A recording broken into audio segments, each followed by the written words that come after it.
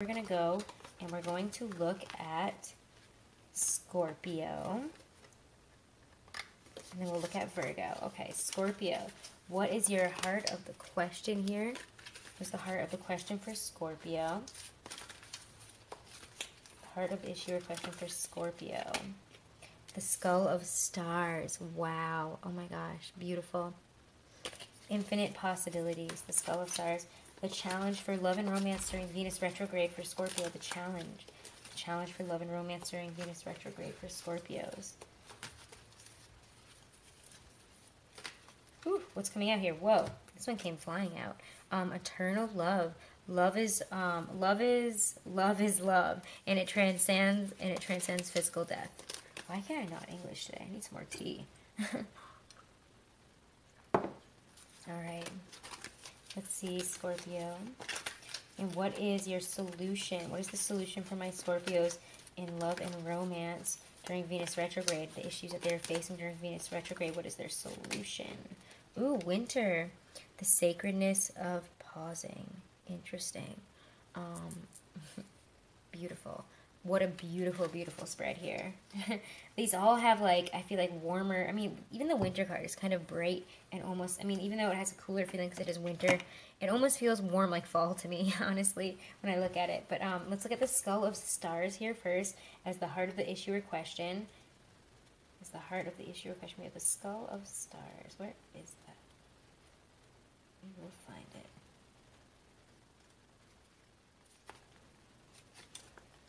Okay, I actually have not gotten this one yet. Okay. Skull of Stars. Infinite possibilities. Why think so small when galaxies spin within? Realize that you are made of the stuff of stars, and infinite possibilities begin.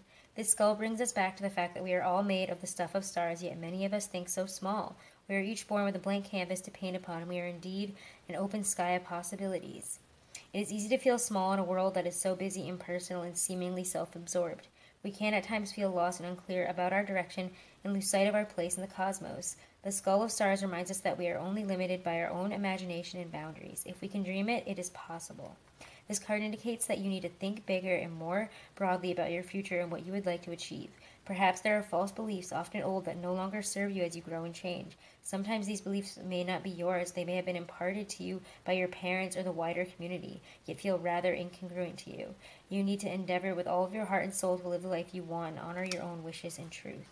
So wow, Scorpios, are you guys living your own wishes and truth? That is the heart of the question that you guys are asking yourselves right now within love. If you're in a relationship, you could be asking yourself, is this what I want in my life right now? I have infinite possibilities. Is this what I want? Is this where I want things to be right now? You could be asking those kind of questions. You might be thinking bigger, like where do I want to go with this? You guys could be thinking of committing more. This could be like, I think I might want to be with this person forever. I think I might need to commit, is what that could be with the Skull of Stars and eternal love. I mean, I'll have to read eternal love, but I assume it's something really intense about love and marriage, considering it's two skeletons there. But I haven't had it yet, actually. But you need to think bigger. You need to see what else you want to achieve. You want to achieve more, don't you, Scorpio? That's what you want within love. You want more. There's a desire for more right now. And it reminds us that we are only limited by our own imagination and boundaries, remember. If you can dream it, you can do it. You know, some of the beliefs that you guys are imparting onto your own life right now are probably not serving for your relationships. They're not serving for your love situation. So it might be that it is, you know, it's time to really look at those and make changes. You could be asking yourself, am I living the life I want? Am I living my truth? Am I living the life that I have wished for within love and romance? These are things you could be asking am I having the relationships that I want, the relationships that are best for me? Yeah, so let's check out Eternal Love now. Eternal Love.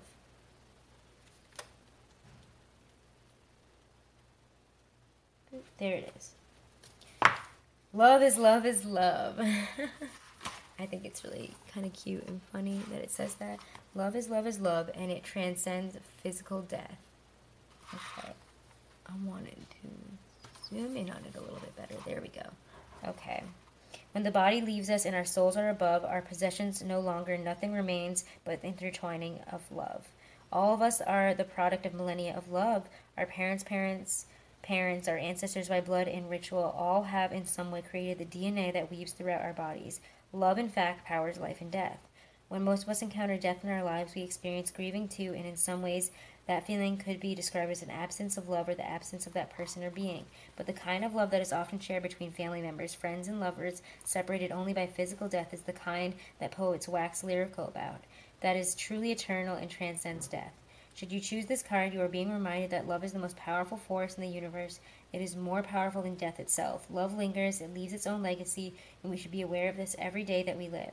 For those that are ready for and desiring of a partner, it also indicates that a significant love is close at hand and to be ready to open up to this new experience. Wow.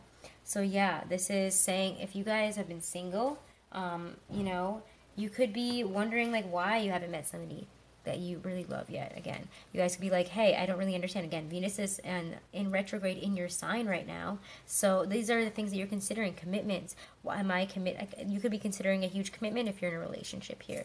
Do I want to be with this person forever? Am I ready to open myself up to that possibility? Am I ready for this? Am I ready for this new journey with this person? Some of you guys could be really considering that. Again, when Venus goes retrograde, Scorpio goes retrograde in your commitment house, where you're going to start considering things and, how it plays into your relationships and your commitments in life and love. Because, it is Venus. So, yeah, if you guys have been looking for a partner, though, it could be that you're bringing this in. You're like, I want to bring in the real deal. I only want the real deal. And Scorpio, you guys are like, love or death. I mean, that's like your thing. About love, especially though, it's like I don't want to be with anybody that isn't like it for me. Otherwise, it's just like really awesome, physical interactions. But yeah, you guys could be really ready to open up to this perfect partner, to the one that could be coming in right now. Amazing. All right, so let's look at winter for you guys. So that could be, the challenge. Are you ready to open up to this? This could be the challenge this time. You're getting ready to open up to this. If you're in a relationship, you could be like, is this it or is this not it? Am I ready for this? Or, am I just like, or do I want more? Am I looking for more here? It could also be, saying that you have people on the other side that could help you through this right now. Your ancestors, any dead relatives, or people that are looking after you. The other side is going to be helpful during this time. Okay, winter. Let's look at winter. Where are you, winter? There we go. All right, the sacredness of pausing. Lightly I step, for the earth falls asleep, a lullaby to rest and pause, the soul's secrets to keep. Death is frightening even though, or perhaps because, it is inescapable. However, as we move into winter, we know it signals literal and metaphysical death. In some parts of the planet, the extreme weather means snow and ice berries. All life in the ground lies fallow and still. In winter, the earth slows down and there is less light and often more wet weather. Many plants die back. Many animals are less active, and traditionally it was a leaner, more difficult time for those who worked on the land for their living. Winter often brought with it the end of a life cycle, a figurative or literal death. Should the winter card appear to you, it's time to let what no longer serves you die away. Where it seems natural and right to let things that have been bothering you for some time die, take real action to change those things. Anything that is superfluous, extra, or burdensome, release it. So yeah, you guys need to kind of figure out what in your relationship, if you're in a relationship, you're looking at, at your possibilities with this person. You're looking at, is this somebody I want to be with forever? And the solution is to really look at this relationship, let the parts of it that, or if there's things in the past that are still bothering you, that are preventing you from opening yourself up to a real relationship, to eternal love here, to like your soulmate that could be coming in, you need to face whatever needs to be cut away. It's like you need to do some housekeeping. You need to trim the weeds here. You need to figure out what needs to die in order for this to live, in order to bring this in, to bring in this love. Whether you've been single or in a couple, you need to make some changes here, Scorpio. It's saying that something needs to die here. If something has been bothering you for a time, it needs to come out into the open. Something needs to be communicated here on a real level. Something needs to be straightforwardly communicated. And I know you guys have some trouble with communicating emotions, but you guys need to come forward and talk about all of this, is what this is saying. Something needs to die. In order for something that no longer serves you to die, if you're in a relationship, you need to talk to somebody about it. Either that or you're thinking about, like, I want to bring this kind of love into my life. What no longer serves me in that, and what is blocking this from happening? So beautiful, beautiful, guys. And release those things that no longer serve you. All right, Scorpios. Wonderful. Okay, so let's check out now. That was your Venus in retrograde in Scorpio. Venus retrograde in Scorpio. So it is retrograde in your sign. So you guys are really going to be feeling it the most, I have to say. And especially as we're moving into your sign. I believe, was it like the 23rd? I think so. Anyways, let's look at Virgo for Venus retrograde. Virgo for Venus retrograde. What is the heart of the issue or question for my Virgos during Venus retrograde? What are my Virgos going to be dealing with this Venus retrograde? What are they going to be questioning? What is the heart of their issue they will be facing? Ooh, midnight again. Midnight. Difficult time, my Virgos. You guys are having a really hard time right now. That indicates to me that things are darkest. But you know what? Things are always darkest before the dawn. The most magical hour of all. Alright, so let's see what the challenge is. What is the challenge? We're like, why is it so difficult right now? Why is whatever I'm in so difficult? Why can't I find a way out of this? You know what? You can make your way out of this, is what it's also saying. So what's the challenge? What is the challenge my Virgos will be facing in love and romance during Venus retrograde? The challenge. We get scrying. Interesting. It's my first time getting this card as well. Sorry, I keep trying to line them up the way I usually do. Gosh. Okay. Scrying. Intuition. Alright, so let's look at the solution here. What is the solution for my Virgos for this Venus retrograde? What is the solution to their challenge, to their question, to their issues here? The owl. Wow. You guys get the owl too. Amazing. Okay, so let's check out Midnight again. I'll read this for you guys. Okay. Gosh, if I can ever find these things. I'm not used to this, I'm sorry. But yeah, these are really beautiful cards, and I do think this talks a lot about, you know, being in that darkest moment before the dawn, midnight, the most magical hour of all. When it envelopes me, the dark it envelopes me, the witching hour awaits, true magic and enchantment, and spells that change fates. Oops, sorry. The middle of the night, midnight, is the hour in which it is believed that ghosts, witches, ghouls, and magic are most likely to be active. Transition times such as noon, the time between tides, or even dark moon are traditionally powerful times for magical transformation.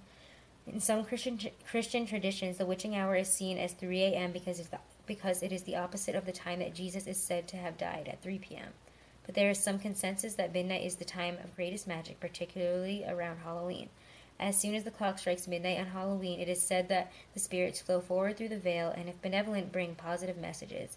If not so benevolent, they are mischievous and play tricks at best, or worse, cause havoc. Allow yourself to relax into the benevolent darkness of midnight. You may feel this is your darkest hour, but know that the light will return again. The dawn always follows the darkest night. Know, too, that it is important to recognize that we all have darkness within us, just as we have light, and this isn't something to hide from. So whatever you're going through, Virgo, it seems tough. You guys might be having a really hard time connecting with others, hard time in general, with a lot of issues here. You guys could be within a love relationship, you could have trouble connecting, or you could find that you're having trouble, like if you're single, you just can't seem to make anything work. You can't seem to meet anybody. It's just not working out right now, and it feels really, really dark. You could also be thinking about the past here and what went wrong, and you'd be blaming yourself here. And you shouldn't be. You could feel like things are really difficult right now and you can't find a way out. But you know what? There's light within us too, and we will get out of this, okay? We must be at that darkest moment before we can rise into the light. So just know that you cannot, that it will not get worse than this. You guys could be very confused right now. Let's check out scrying for intuition. Okay. I'm going to try to zoom in on it so we can have a nice picture there. Okay. Soften your eyes, begin the trance, whole worlds are open, begin the dance. Scrying is a divination technique of seeing unconscious images or images from the divine or supernatural appear upon or within a surface. People scry into a crystal ball, a black mirror, water, or even the surface of ice. It is a very ancient technique and one traditionally enacted on Samhain, Halloween. The keys to effective scrying are being as relaxed as possible, minimizing possible distractions, softening your gaze, and allowing. The enemy of effective scrying is distraction, both from inside out. Turn off the phone, Electric lights anywhere where you can see them, any music, and if you are scrying outdoors, take the time to settle into the environment and listen to all the noises so that your mind will not need to break your focus later. It is also vitally important to settle the mind as much as you can. If you regularly meditate, you may wish to use those techniques, or otherwise, you can simply shut your eyes and focus on slowing your breath. That is usually very effective. If you have a specific question for the scrying medium, state it up front. Then once you feel relaxed, turn your focus inwards. Imagine pulling your energy within you, and then focus on the third eye point, the chakra on the center of the forehead, just above the eyebrows, and imagine it opening. Then gaze in a soft, unfocused way at your scrying surface and simply allow images to form and observe what presents itself to you. Do not engage your rational mind. This is about receiving, not thinking. Should you pull the scrying card, I suggest you try it for starters. It also indicates that you may wish to develop your intuition further and not rely solely on the logical part of your mind for all the answers. True wisdom takes a balance of logic and imagination and intuition for true wisdom. So wow, guys, you guys could be trying to find your way through a situation, and you know what? You're like, you know what? I know that this is within myself. The light is within you. The solution to whatever issue you are facing in love and relationships could feel really daunting, could feel really difficult, could feel like it can't get any worse than this. But you know what? You will get there. You should be relying on your intuition right now, is what I'm getting. I don't know why I can't English. Sorry, guys. Today's a really rough English day for me. It's because it's a new moon. I feel like new moons make me, like, I'm just, like, a little bit too open, and like, just too much is coming in, and I just can't get a normal sentence out, you know? Just empath things. But scrying here says that you have this light within you. You can you can figure out this answer by developing your intuition, by reaching inside, connecting to your highest self, to your spirit guides through, through scrying, through meditation. True wisdom takes a balance of logic and imagination and intuition for true wisdom. Yeah, that's what it's saying here at the end of the book, though. So let's look at your solutions. So that's your challenge. Your challenge is finding the answers within yourself. You know that they're there. You know you can find a way out of this, but it's, it's going to be difficult. You're going to have to, find your way out of this based on your, based on your intuition, based on, not acting emotionally, because that's what the owl says. I just combine the wise seeing, wise action. Again, new moon, can't speak. The solution for you guys. Okay, so we're going to read about the owl for my lovely Virgos. What is your solution to your issue here during this retrograde? Where is the owl? There it is. Okay, awesome. So wise seeing, wise action. Okay, again, this is also the card that I got for today, this Libra new moon. So, interesting.